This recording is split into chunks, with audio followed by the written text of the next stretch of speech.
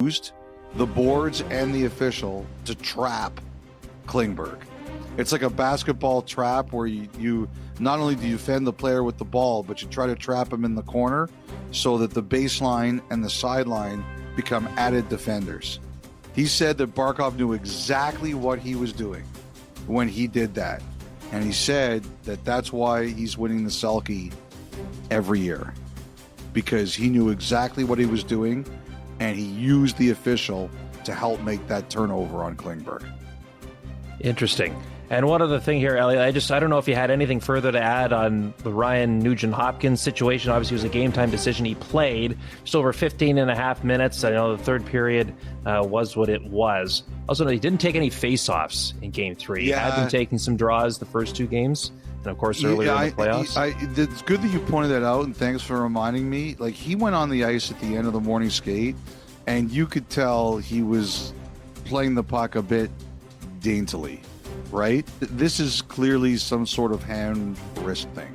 So, along with 2 days off, likely benefiting the Oilers to reset, very much so for Ryan Nugent-Hopkins as he continues to battle his way through. Okay, Elliot, every now and then on this podcast, as you know, some quirky, outlandish, sometimes thoughtful suggestions for rule changes, maybe for the sport at the NHL level, come across the desk.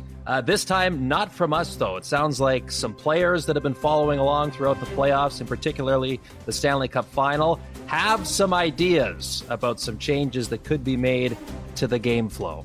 Yes, Kevin Bieksa came up to me after Game 2, and he said there were some players who made some suggestions for the podcast about rules changes that they would like to consider or discuss after watching Game 2 of the Stanley Cup Finals.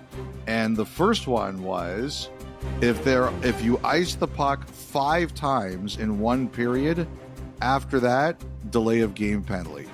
The players felt there were too many icings in Game 2. Thoughts?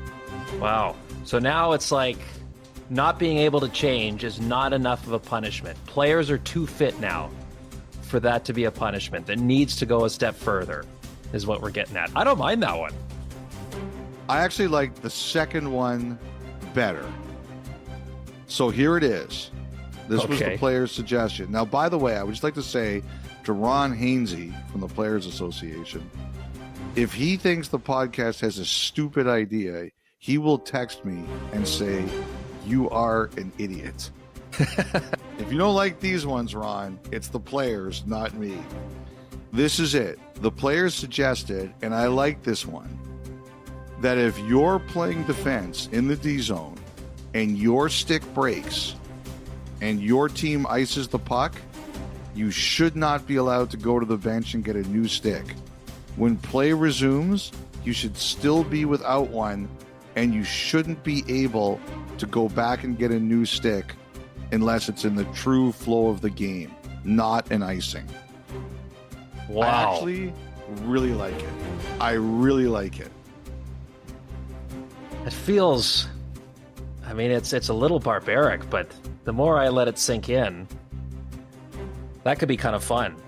So now I'm just picturing, obviously, I like if you're barbaric. I'm pro-barbarian. Right. Well, that's the era you grew up in.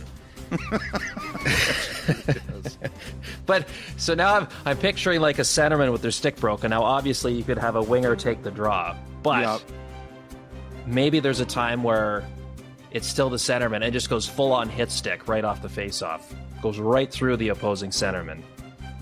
Completely negates the puck. I would like to see that. I think if you don't have a stick, you can't take the face-off. Let's just add that in.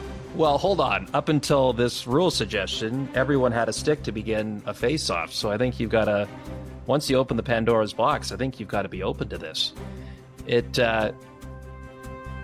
Well, I like the idea of making icings more consequential.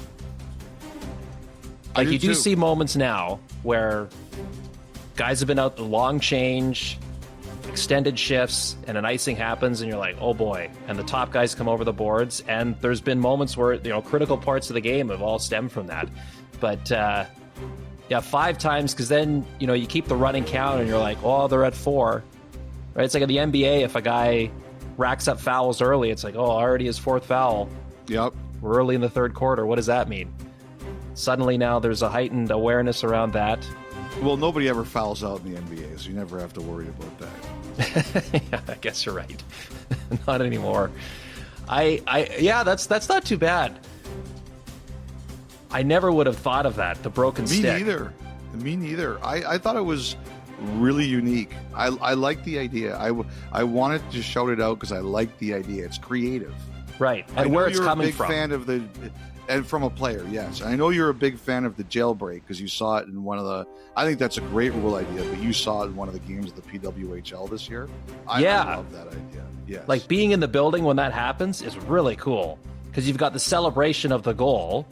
And then you see, if it's the home team that scores, the crowd gets to see their player release from the penalty box and come across and join the celebration. It's like double the joy. And for those of you who are unfamiliar with what we're discussing, the Jailbreak is if you score a shorthanded goal, you terminate the penalty against you. And I think that's a great rule. For a minor. Major something else. But for a minor, yes. Here we are, breaking down the news and solving all of hockey's problems in one podcast. 2-for-1 special for all of the listeners. Yeah. And the league. You've seen the 2-in-1 shampoo and conditioner. I raise you news and problem solving in one podcast. Especially, again, going back to the fact that it comes from, because it's one thing for us to sit here and be like, well, they could do this, we should change that rule. But for those that actually have to live it, that have to deal with these changes, or going, no, it's something we would like to see, that's really something. Love it. When is the next competition committee meeting? That's a good question. I'll have to ask that.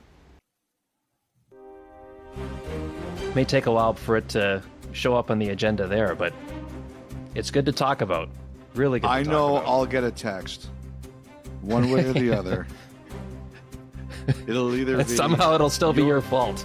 You're stupid, or you and the players are stupid. Yeah. You're stupid for not thinking it's stupid. Stupid. Yeah, that's right. Okay.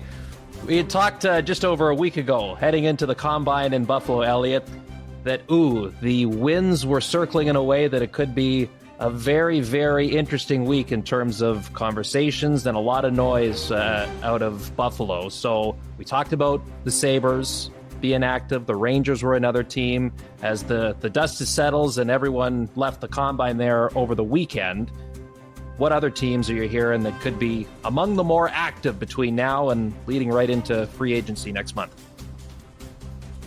Well, first of all, in Buffalo, I had some Sabres fans who sent me notes and say, can you just explain what you're talking about with JJ Peterka? Do you think Buffalo won't trade him? And I said,